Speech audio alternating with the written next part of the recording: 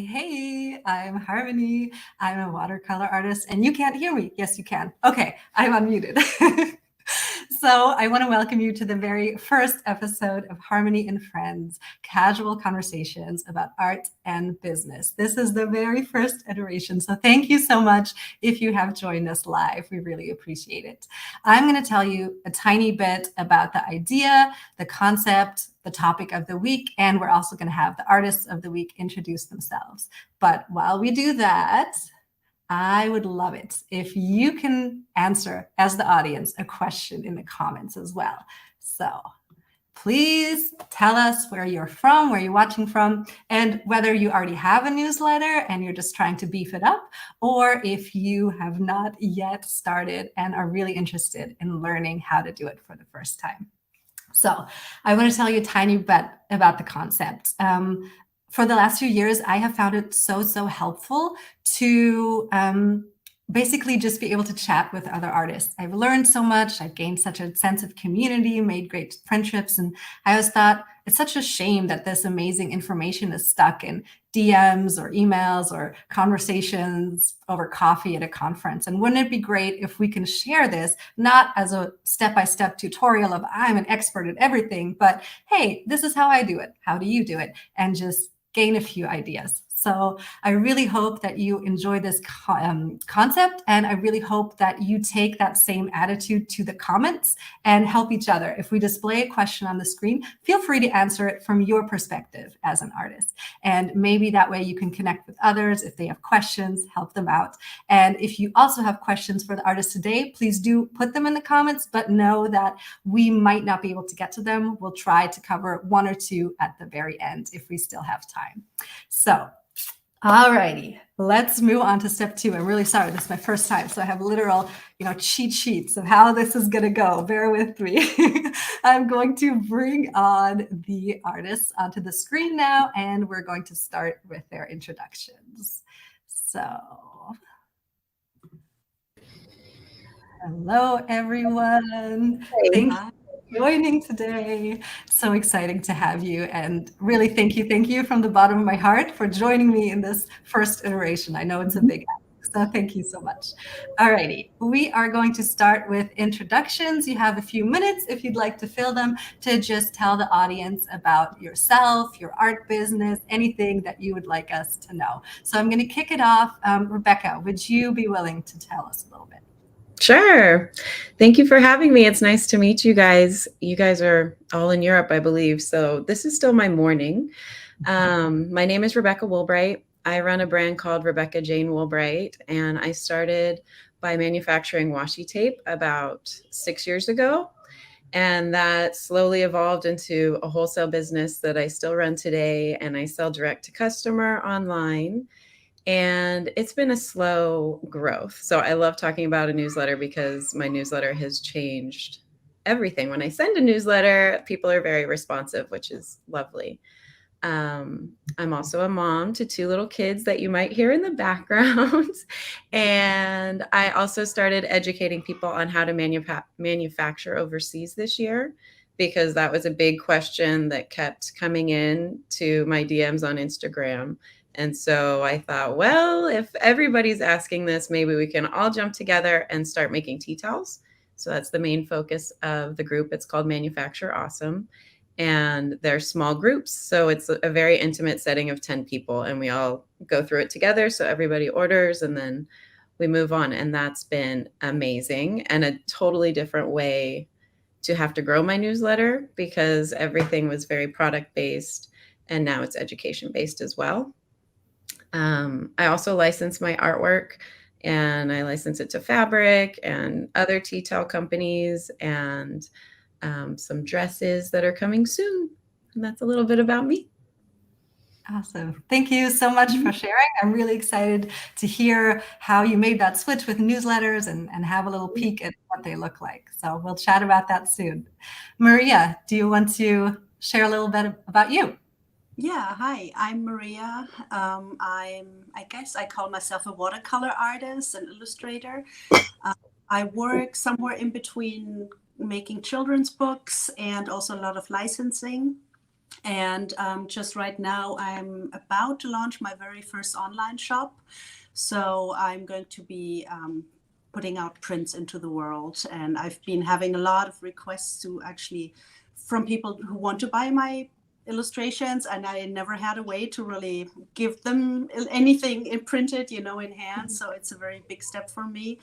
I have 2 Etsy shops as well, and I've also had, like Rebecca, kind of an in-between thing of going from product-based to just showing illustrations, talking about work, for Christmas, trying to sell stuff. So it's very multifaceted.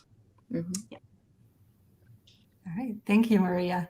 And I think you have the mobile in the back. You made that, right? Yeah. Oh, so So beautiful. I'm seeing it live for the first time. Very nice. yeah. Thank you for your Yeah, I made introduction. those birds in January, and they've been a big bestseller. So some people might know me through them. Yeah. Love them. Thank you. Marlus, would you like to do your introduction? Yes, my name is Marlus. I'm currently based in the Netherlands, but I also spend a lot of time in the UK. When I was 14, I started my first freelance business. So I made portraits of people, family portraits.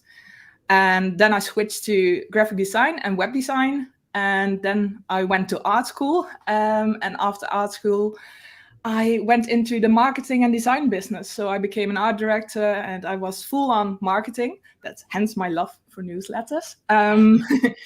And I've been making newsletters for a long time. I will talk about that later. In 2010, I switched from graphic design and photography. I switched to illustration. And I have been an illustrator since. So for about 12 years now, I've been illustrating children's books, editorial stuff. I've been making my own work and selling my own work. What else? I think that's basically it. And this is a very short introduction, I think. But I've done a lot of things. And a few years ago, I started also writing. So that's a good thing to note. So I've been making children's comics, especially for children. And I really like that. I still want to make a picture book. And I'm also working on a nonfiction book about being without children. So I've made a choice not to have children. So I'm writing a nonfiction book about that. So I think that's that's basically me, work-wise. Awesome. Thank you so much for joining us. I think you might be able to chat with Maria about picture book illustration as well, but not today, not during the live. All right. Well, thank you so much for your introductions. We are going to move on to get into the heart of things. But before we give each of you the platform to kind of speak at more length, I'm going to do basically what is a quick fire stats round. So we're just going to go around in a circle real quick and orient everyone that's watching to what you have going on with newsletters at a very high level. So Maria, let's start with you. When did you send your first newsletter? I have to admit, I didn't do my homework. I think it was 2020, 2021. It took me a long time. I set up everything and then I sent it out like months later. But yeah, around that time. Okay, I love it. Rebecca, how about you? Did you do your homework? I looked at my numbers. I didn't look at I've switched platforms of what I use to send. So some of that data is over there. But I believe I sent it about 4 years ago. Nice. All right. And Marlus? I am the granny of the bunch because I sent my first newsletter by the end of 2010. So Wow. over 12 years ago. But you had the consistency because I did all sorts of different artwork long term. And one of the first ones I did was like abstract, large artwork, which is very different from my tiny detailed watercolor now. But I had a mailing list then, I was in better shape then than I am now. So let's just leave it at that. You continued. So good on you. All right. So next question. We're going to go in the same order. Maria, how often do you send newsletters? Well, it was one of my big goals for 2022 to send it every month. I have to say I sent one out yesterday after a long break, but that's just because it's been a crazy year. So I'm not a regular sender. I send when I have something to say. And I have to admit, I do send before Christmas or before Mother's Day, you know, when I have some sort of date coming up, and I try to be more regular. Yeah. Thank you. Rebecca? Well, when I started sending them, I was doing it quarterly. And then that has evolved. I believe it was last year I wanted to do one a month.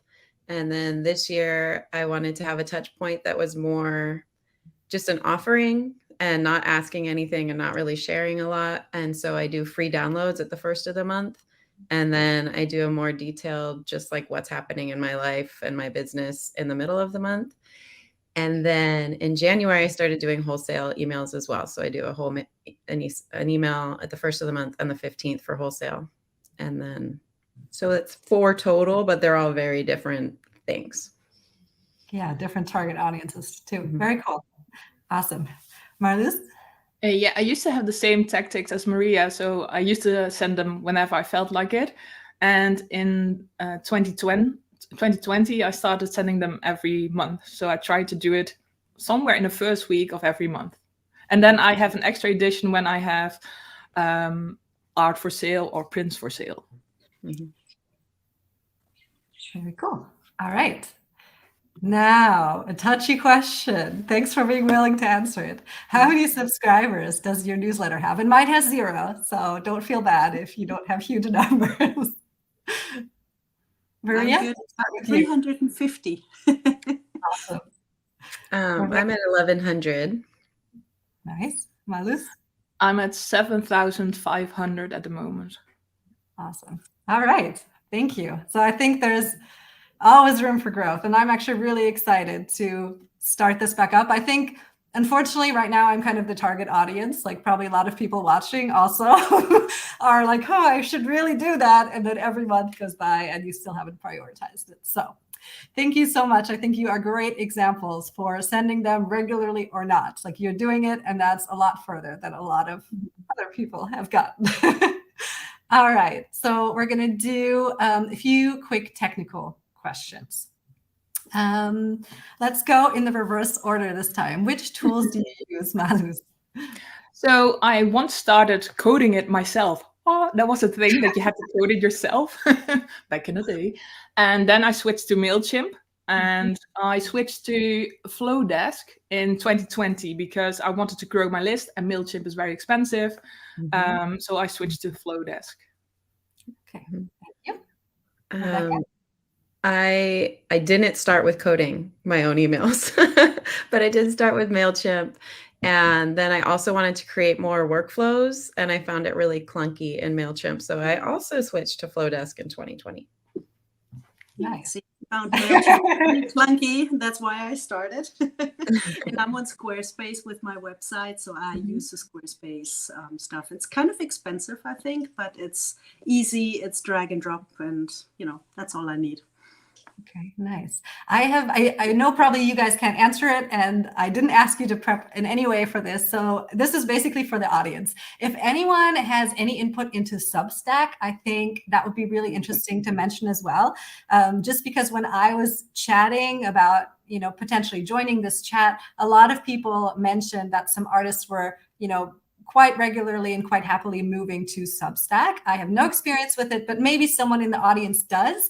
And since none of us can speak to that today, if you do have experience, maybe drop your name there and people can ask you if they have any questions, because that's another different angle that you could take. So with that being said, most of you have made a move, so there must be some pros. Do you have any pros and cons about the tools? You can just jump in here. If you don't want to share anything specifically, you don't have to. Anyone?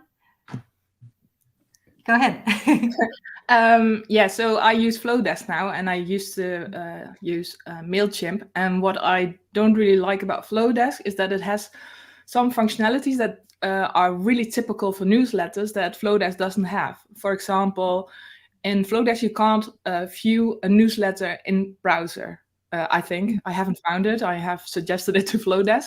And for a lot of newsletter readers, that's really handy to just open the newsletter in the browser. I think that's the main thing. And also you can't do A/B testing in Flowdesk. So that's, if you're a bit more technical, that's something that I am missing in Flowdesk. I think there's a lot of pros to Flowdesk just because it's very easy, and to like create your first welcome sequence and like all of those funnels and like having your free offer and having it all in one space is very easy. I never knew this would be a con in my life, but if you use a Facebook pixel, you can't insert it anywhere in Flowdesk. And so if you're trying to like nurture those kinds of audiences that you're building through your newsletter, it becomes really tricky to target them. I have no idea what you just said. What is Facebook Pixel? Sorry. I know. I never thought I would do it this way either. I'll admit it. I don't know what you just said. So this is something that I've been exploring more because of building my education newsletter. So I want to be able to pull, or for product-based things as well. The pixel is, I guess it's a piece of code that's put out through Facebook, and you can insert it like on your web pages and see what kind of products people are buying. So I can have it on all of my web pages. I can see if people are interested in wrapping paper or if there's more hits on washi tape. And then all of that data is collected. And if you run ads on Facebook, then you will use that data to create an audience based on who is hitting those pages. So like when you accept cookies, you're accepting that there's probably pixels everywhere, which they are everywhere. So it's just how, like, when you find that something, when you've been like talking about, like now we're all talking about Flowdesk. So we're all going to go back on our computer and Flowdesk is going to be like, hey, look at me. That's a pixel. And that's how you've been found. Awesome. Thank you. That was such a helpful explanation. Yeah. Some things I don't want to know, but now I know. I never wanted to know either, and now I know. That's really helpful. And you said that does not work with Flowdesk, or it does? Right. There's some workarounds that I'm happy to discuss if you need to know. But you can't just have a pixel attached with your newsletter there, and sales pages. Okay. Well, maybe if at the end we have time, then we'll jump back to that one. All right. Maria, anything you want to mention for your solution? I think I did see that Facebook pixel today when I was looking at some features in Squarespace. So it must be there. I haven't used it yet, I have to say, since I haven't set up my shop yet as well. But I find Squarespace, the emails, the newsletter features and everything super easy to set up. So I think that may be a pro for anybody who doesn't want any more barriers keeping them from sending out a newsletter. So it's just, if you can figure out your website and you can figure out how to drag and drop things in there and your images, the newsletter works just like that. So super easy. Thank you. We have a few comments here I just wanted to show, because I thought this was interesting since we don't have a lot of information ourselves about Substack. So Katie Cannon is saying that it's free with no audience limit, that you can keep the newsletter kind of as a magazine format, and is just really speaking to some pros. So maybe if you're in the audience, you can hook up with Katie Cannon if you have any questions about that solution as well. And then we have one quick question here from April with Monkey Mintaka. Can you put animations into the Flowdesk or the Squarespace platforms easily, like a GIF or a GIF? Do any of you happen to know this answer? I just put one in yesterday. GIF works very well. No sound, but you can put in a GIF. Okay, and that's Squarespace, and on Flowdesk, see some heads nodding. That works too. Awesome. Yeah, it works very easily. I think there's a sort of plugin standard in Flowdesk that it works with Giphy, the website, so you can very easily put GIFs, whatever it is, in there. Awesome. All right. Then let us move on. I'm going to have to move you all around a little bit. I'm going to try to get your newsletters up. Rebecca, we will start with you, if that's okay. Yeah.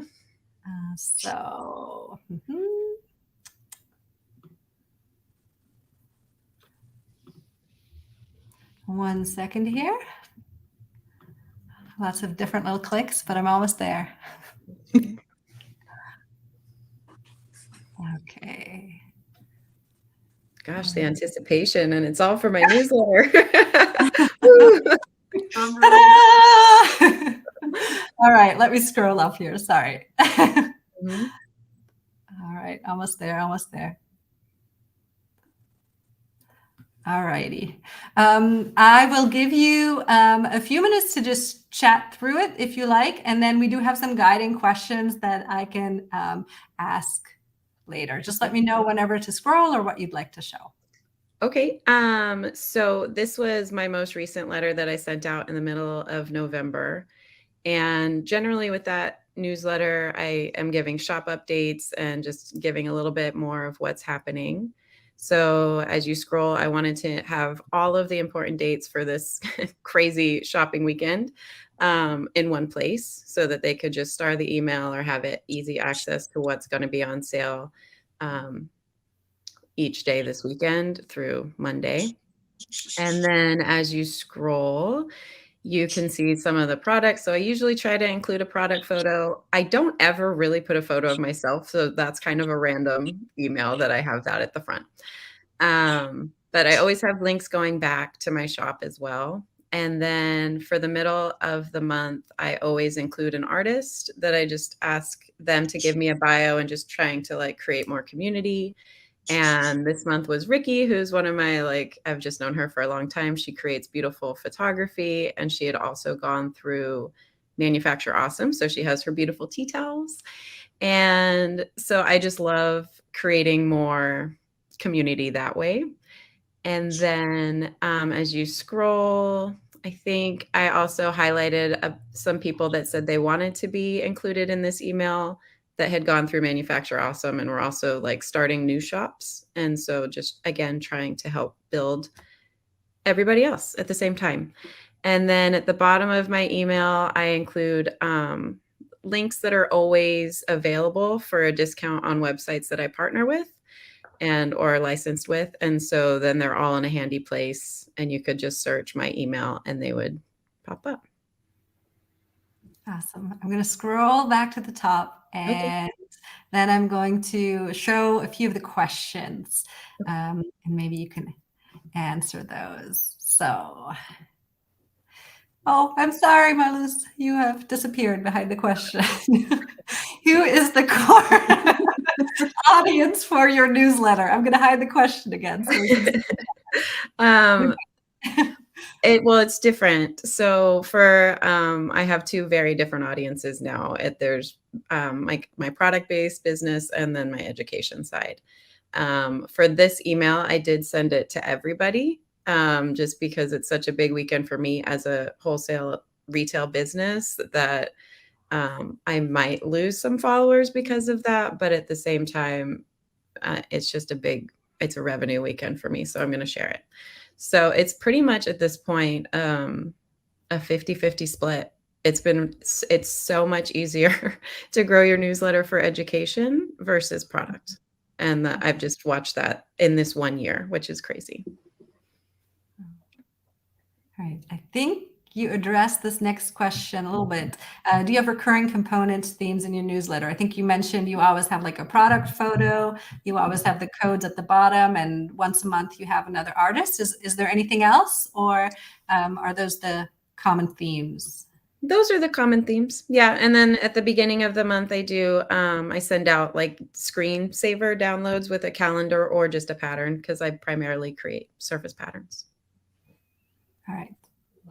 Now, how long does it take you to prepare your newsletter on average?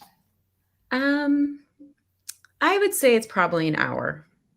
So I automated, which means that I set up in advance a ton of emails through December 10th, which is when my shop is closing.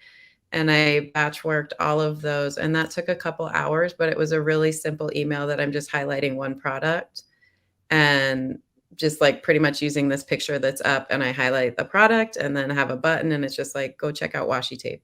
And I don't want it to be a huge time investment for someone to read, just more like, I'm still here.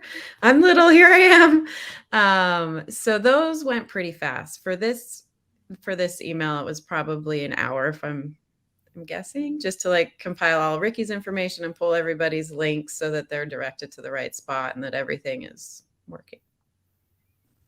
All right. Let me see a few more questions.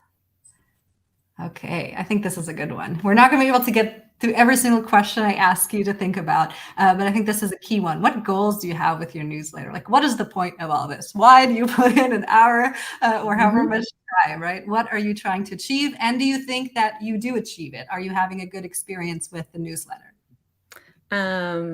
Yeah, I think I do have a good experience. I have a great open rate, and I think it's mostly to foster community and to like create more of like a trust between who I am as an artist and with the products that I create.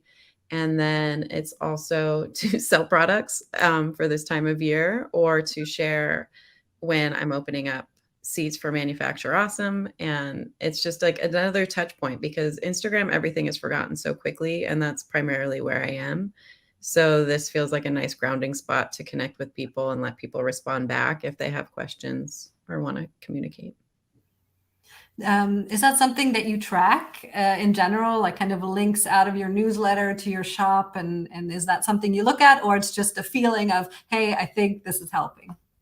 No, I do look at the open rate for each email that I send. And then I think that is probably going back to the cons of Flowdesk, is you don't have a great analytics, like to look at all of the pieces, whereas in MailChimp you did. So I do look, but I'm a numbers person, so I like knowing that stuff.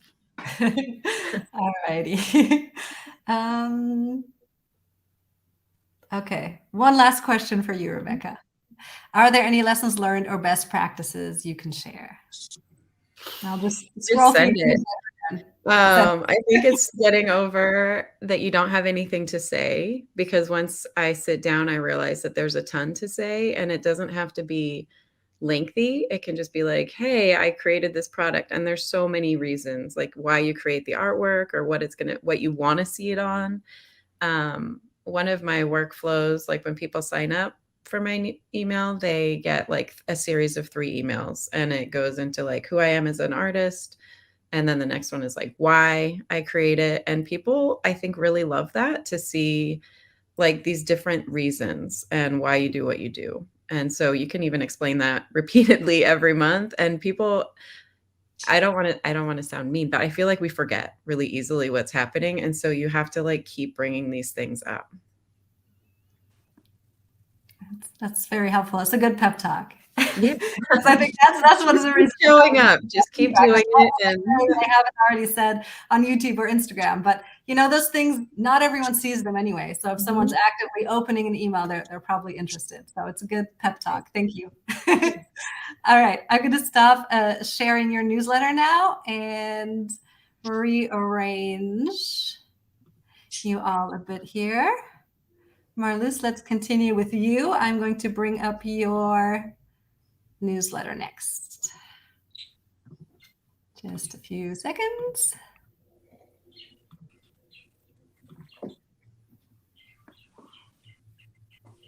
All righty. Turns out I really don't. Well, I guess I should rearrange you, yes, because otherwise you're behind the question. So there was a point to that after all. All right, let me start here at the top. All righty. And yeah, if you'd just like to share a bit before I get into questions. Yeah, so my newsletter has changed a lot over the years, luckily. You don't want to do the same thing in the same 10 years. So in 2020, I started sending out a newsletter every month. And I have a sort of design that I use basically every month. So it is a little bit of what I'm selling. But most of my newsletter, I feel, is more about giving something to the reader. So I think I don't sell a lot in my newsletter, and I basically think of it as a magazine. So you remember maybe those zines that I had as a teenager. If you were a fan of a certain person, then you could get these paper zines in the mail. And I tend to think of my newsletter that way, as a digital zine. And I just fill it with all the stuff that I love, all my favorite films, all my favorite books, series, a lot of British detectives. But I also tell a little bit about my practice and what I've struggled with. So it's quite a personal newsletter, I think. And then every once in a while, I try to put in something to sell because, of course, I need to make a living. So that's basically the setup of my newsletter. So yeah, like you see here, I sometimes make a YouTube video. I'm not too good with it, but I do really love artists that make YouTube videos. So I try to do that a little bit more. I share my favorite artists, for example. And yeah, the 5 things I like, that's a thing that always comes back in every newsletter, and can be 7 things I liked or 3 things I liked, but it's always a number of things I liked, and I share that. And I often end with a quote that has inspired me, and then towards the end it's me waving and a little donation button, and then just the typical stuff like unsubscribe here. Mm-hmm. I have to say, I'm a big fan of your 5 things, and I love that you bring in Bram. Like, I feel like I know you. I don't really know you. You know, we're not like friends for 20 years, but it feels that way. It feels so personal. I really like how you bring that in. So that's very nice to hear. I think that's something I'm comfortable with, that people. So you have different kind of artists, but I'm the kind of artist that wants to take people into my personal life a little bit as well, just to make them understand why I do what I do. I find that very important. Mm-hmm. So with my newsletter, I can do that. So Rebecca has a kind of short and sweet and very to the point. And I think I'm the opposite. I'm just really lengthy and just babbling on and rambling on. And yeah, that works for me. Not everyone likes that. And they will unsubscribe if that's not for them. But yeah, that's the way I am. So yeah, that's what it is. Alrighty. Let me ask you 2 or 3 questions. I think you've already answered some with like the recurring themes, but how long does it take you to prepare your newsletter? I'm so envious at Rebecca when I get 1 hour. For me, it's about 6 hours, and then I stop counting, so it can be a little bit more, but I spend way too much time on my newsletter. Yeah, that's for sure. Do you do that like all at once, or are you like throughout the month kind of, you know? Yeah, I split it up. I do get, when I'm working, I do get in the zone, and then I just go on like a mad woman. But I try to split it up a little bit so my mental health doesn't suffer too much of making the newsletter. So I try to split it up. I think it's about 4 days before the beginning of the month that I plan in that I have to work on my newsletter. But I think it's easily 6 hours and sometimes more. Okay. Wow. All right. One more question. What goals do you have? I think you spoke a little to it. And do you feel like you are meeting your goals with your newsletter? Yeah, the thing that's most important for me is that people get to know the person behind the work. And I think my newsletter does that. I feel like I can tell a little bit more about myself in my newsletters than compared to Instagram. I feel that Instagram has to be really short and sweet, and I can elaborate a little bit more. And I do try to sell my work as well. So I try to incorporate that. And I had a coach, and she said that I have to sell more in my newsletter. So I have to, but at the moment that doesn't work for me. So I have to find a balance in that. Mm-hmm. Yeah, you have to be true to yourself, right? As an artist and a business. So, but I think I should. I think I should be more salesy in my newsletter. So, yeah, I'm trying to figure that out as we go. Well, advertise your t-shirts more. I think you just had like you probably don't even have them anymore, but I wear it all the time. Like the why do you have my t-shirt? Oh, That's hilarious. You guys missed out if you don't have it. oh, that's so nice. Alrighty. For time reasons, I think we're going to move on to Maria. So let me drag you to the top spot here. And then share your newsletter too. So nice to see everybody else's. That's fun behind the scenes. Yeah, I know. I've subscribed to a few artist ones, but not that many. So it's always interesting to see. Oh, sorry, I need to find this screen and stop sharing first. There we go. All right, almost with you again.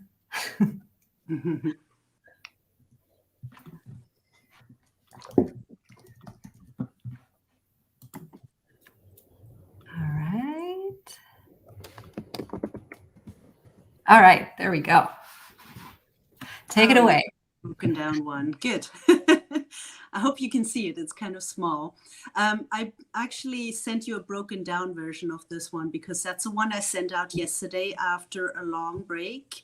And I found that it was way too long. Usually I think people advise you to send short emails or newsletters with just one button to press and, you know, send people one way.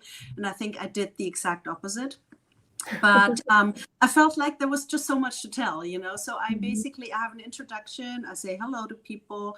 And then if you go down a bit, the wreath that you see on the left with putting a bow on the last 6 months, that is I guess a 10 image animation highlighting kind of the projects I've been working on. And it goes through like puzzles that I've published or things that I've worked, like little glimpses and pieces, some stuff that I did over the summer, renovating a house in Greece that a lot of people followed, to my surprise, which was, you know, very personal. But at the same time, I just had so much such a good time decorating. So I shared a lot through my stories, and I put a few mosaics and stuff that I did, like DIYing and finding old tables on the street and like painting them and stuff.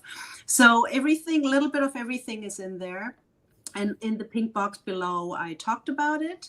And if you go to the second block, that's basically announcing the big launch that I'm going to have prints available and my own online store on Sunday coming up.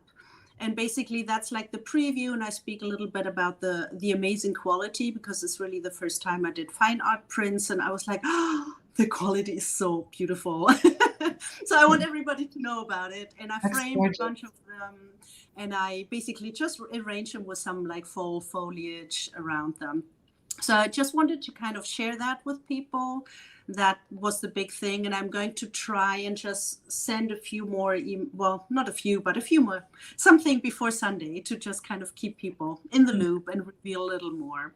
And also, I think then the next block has the feature that says, as a newsletter subscriber, I'm launching on Sunday, and you get a sneak preview, plus you get a discount from me for being a subscriber. And then what's a bit complicated about me is that I have two separate audiences, because I used to do one-of-a-kind jewelry. And now the last few years is more illustration. I'm trying to melt those two into one.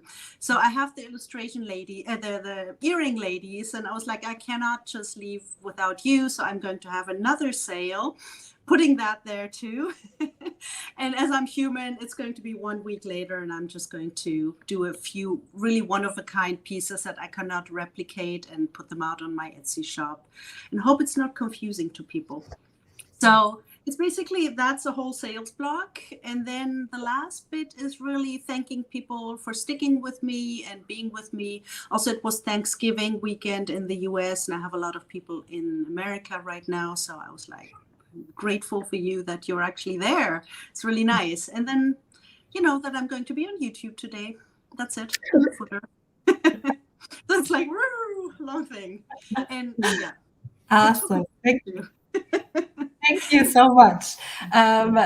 So let's see. Let's get a few questions up here for you. How long does it take you to prepare your newsletter? Long, seriously. I think I started on Monday. with the animation, and then I kind of played it by a few friends. They were like, yeah, it's a good idea. And, you know, it just kind of organically went through the entire week, building bit by bit, because I shot the photographs of the birds. And then I actually wrote the newsletter on Friday morning and only managed to send it Friday afternoon by like 4 p.m. when probably everybody had left the office. And, you know, at least in Europe, I've seen the open rate is not as high as the other one. So I think a lot of people might get it after the weekend. But, you know, it's as it is. It does take me a long time. Yeah. All right. So I'm going to ask a question of you that we haven't had up yet. Why do you think it's important for you to send a newsletter? I know you're not doing it every month yet, but when you do, what is your motivation? Actually, I do want to do it so much more because I feel it connects to people on such a different level. I try to add value. I don't try to just sell things. Now, of course, before Christmas, it's a lot of plugging away at products I have.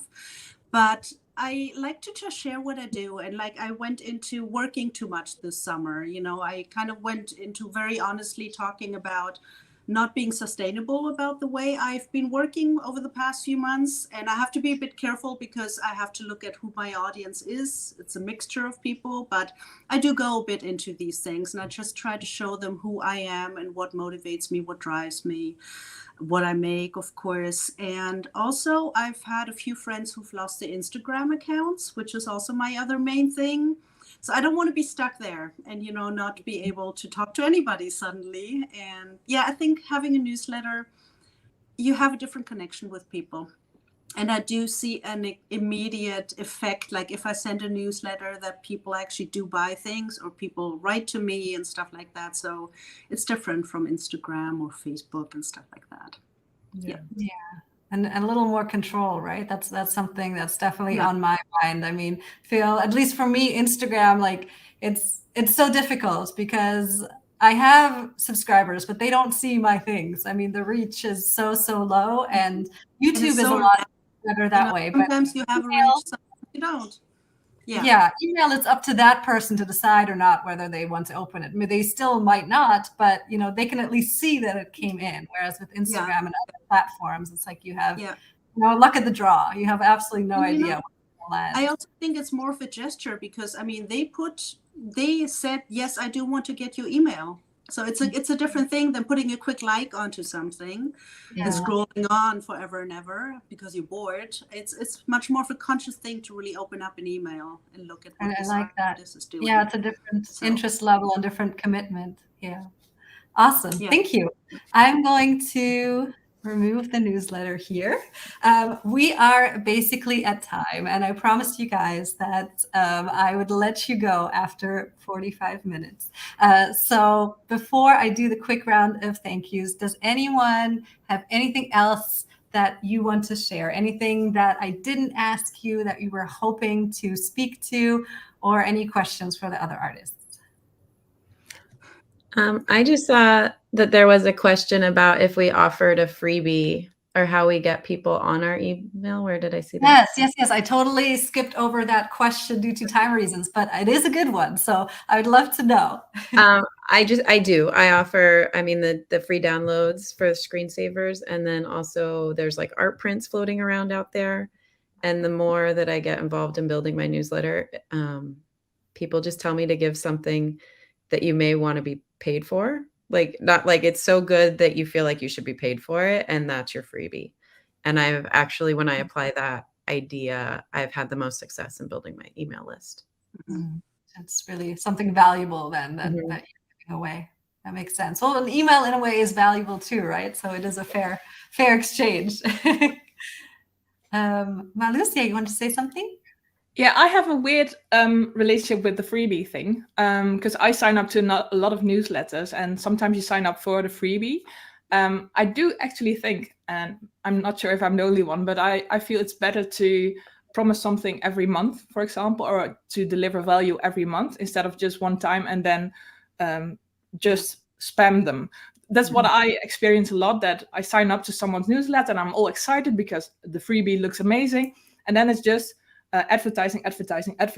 And I think I always unsubscribed after that. So I feel that if people make the effort to subscribe, I think you have to bring some value every time you send out your newsletter. Mm-hmm. Yeah. That's a beautiful approach. I agree completely.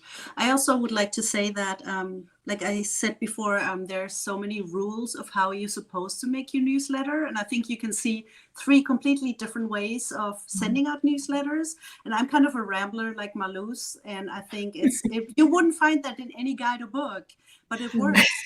People appreciate it. So I think, yeah, if somebody's thinking of starting a newsletter, I would just kind of make sure that you make it really in a way that gets your personality across and do it your way. I think that's the most important thing. And that's what makes it so interesting for people to open it up. At least that's what I keep getting back. It's like, oh, it's so fresh. It's so lovely to read all your news. And like, people say, I'm so good about writing. I'm like, oh, it only took me 2 days. In English too, But like that's beautiful. Yeah, but I try to think about how would I speak to a friend with whom I haven't spoken to in like maybe a few weeks, and I just kind of ramble on and try to find the most interesting things that I've been up to. So yeah, that's exactly how I do it as well. Yeah. I really like that, because to me, then it's an authentic reflection of you as a person, right? Or as an artist. You're not trying to check the boxes of like, newsletter must be this way and must have this amount of words or this flow. It's just, it's you. And you put in a lot of heart into it, and it's going to find the right audience. Someone who needs something short and sweet is going to unsubscribe right away when they got to scroll and scroll and scroll. And they just won't read it. You got to find your people, right? So it's nice that, I think it's effort, but it would be even more effort to try to push yourself into a shape that isn't you every month, and like keep up the charades of, See, some letters that are like this long, it's just one picture and like 2 sentences. And I'm like, oh, I opened up this thing and there's like nothing. It's nice, but I really do want more. And I do enjoy kind of knowing more about the artist behind, so definitely the longer newsletter type. And it would be 2 days, please. But and I would also say that don't focus too much on pleasing everyone. So if you have a certain voice, then just speak in your voice and don't worry too much about. Also, I used to get really nervous when people unsubscribed, and I immediately thought, oh, why are they unsubscribing? Have I done something wrong? But that's actually a good thing, because you want the people that are genuinely interested in your work. And if people don't like your newsletter, it's a good thing that they unsubscribe. But just keep speaking in your voice and what is close to you, and you will attract the right audience. Such a good point. Yeah. That's beautiful. Unsubscribes can be good. You're right. Yeah, you got to have the right people on your list. Yeah. I love that. All righty. You guys said you can stay on maybe just a few minutes. So let me give one chance to the audience here. So in the comments here, tell us your most burning question about artist newsletters. Let's try to answer one more if there are any open questions that we didn't get to in our live.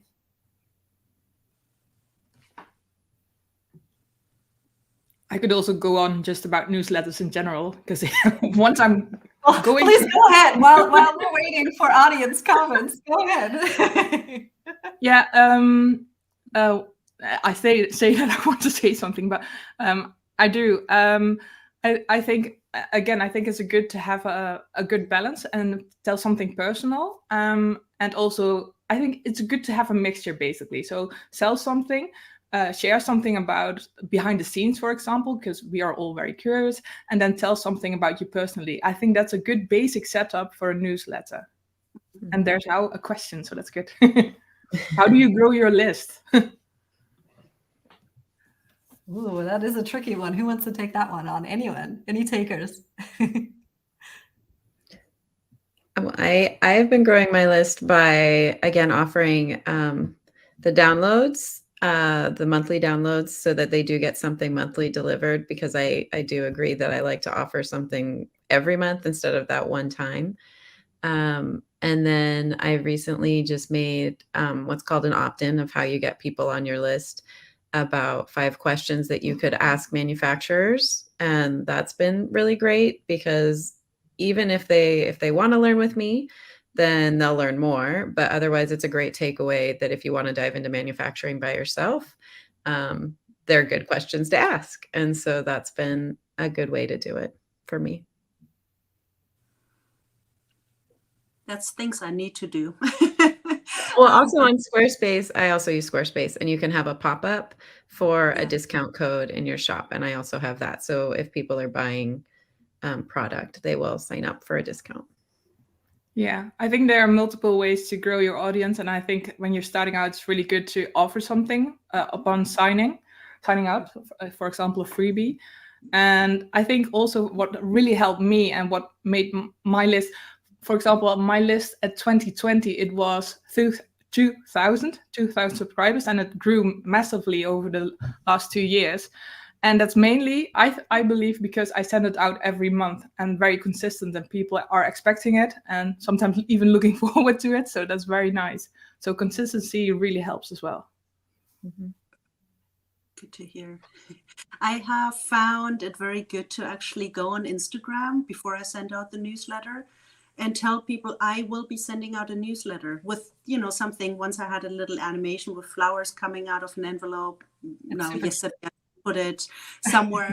But it's like, it's so simple. You think everybody knows you will send one out, but people on Instagram are one audience and people on your newsletter are a different one. So just a very simple thing of like, hey, do you want to sign up and really make some nice animation, paint something and put it out? I think that works. No freebies from me. I had one last year and only one person downloaded it. So I was like, eh. And it was nice, but For me, it works a little. Oh, sorry. For me, it works a little bit like this: that I see Instagram and social media in general as a kind of a fishing net. So, not that I'm capturing audience, but you make sure that people pay attention to, or how do I put this correctly? So, with Instagram, for example, you have a really wide net, and you gather a lot of people, and then when people are more interested, you funnel them to your newsletter. So I think people that subscribe to a newsletter are genuinely interested and want to know more. And I saw there's a question that I'm referring to because someone asked if they are sharing everything, all the same things on YouTube, Patreon. And I do not. I send, it's a long question. Now I see, I don't see Rebecca or Harmony. It's so funny. So I tend to share on social media, share little bits, and then I dive in deeper with my newsletter. So it's a more elaborate version of everything. So I do think it's important to make your newsletter a little bit different from social media. So don't repeat everything you post on social media in your newsletter. So give them a little bit extra so that they have a reason to subscribe to your newsletter. Yeah, I think I also, when I have new product, I give my newsletter first dibs at knowing before, like wholesalers, there's a different timeline there. So they know, but like before I open it up to the public to purchase, they always get first dibs. Mm-hmm. Yeah, same. Yeah. Awesome. Oh, this was so helpful. I really hope it was helpful to everyone watching. Thank you for sharing so openly. I love that you each have different approaches. That's so unique to who you are. I think that's my biggest takeaway is get inspiration from different newsletters and different artists, but do your own thing, right? You gotta be you. And then over time, things will grow. And there was one more question about, how do you get over the fear? I'll just say one thing because I don't have one. I mean, the beautiful thing is when there's no one there, it really doesn't matter that much, right? I think that's kind of how you get over the fear is the few people that will read it are probably kind of your super fans anyway, as one of the first few people to show up, so they're not going to be as critical of it. That would be my take. And then I think maybe if you have a huge list, that's when you can get nervous, like you said, with seeing unsubscribes but if there's only a few people, what could really go wrong? It's not going to be that bad. So that would be my view. But yes, I so enjoyed having you all here. Thank you for sharing your expertise and your wisdom and your experience, your personal approach. Thanks for joining me and taking a chance on me with this new format. I really, really appreciate you joining. And with that, last chance to say anything? Otherwise, I'm going to play the outro. Thank you. Thanks for having me. Thank All you right. for having Thank you us. so much. And I have everyone's links to like their social or website, whatever they would like to share. I have that in the description of the video. So please go check out the wonderful artists that have been so helpful today. And yeah, maybe check out their newsletters. All right. Have a wonderful day wherever you are. Bye, everyone. Bye.